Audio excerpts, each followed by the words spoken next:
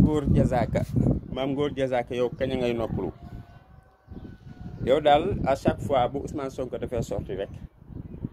yow nga ne yow yaay jéem a génne di ko jéem a mettre à sa place en le donnant des leçons de morale yow yàlla kan Mame Ngor Diazaka mosuma gis ab lébu bala marutaat ab lébu du topp si ginnaaw kenn na xaalis waaye yow si jikko baaxul yow Ousmane Sonko bi nga ko dalee saaga ba tey bi nga ko dalee xas ba tey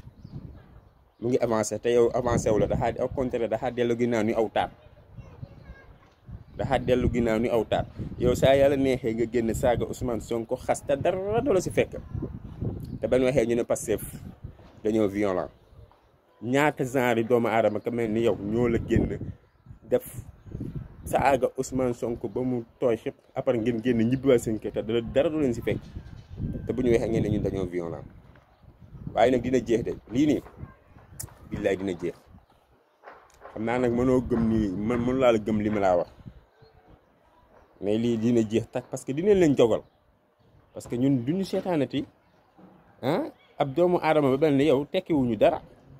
saa yéen bëggee am envie saaga Ousmane Sonko saaga ka après mu gratuit loolu c'est facile loolu dafa yomb trop saaga Ousmane Sonko te dara du la si fekk saaga ka xas ka tudd ndayam tudd baayam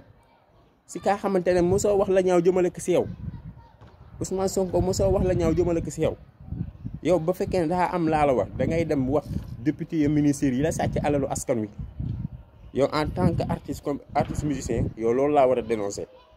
waaye topp nit kaa xamante ne defu la waxu la chaque jour nga saaga chaque jour nga xas te ne góor du ko def te dina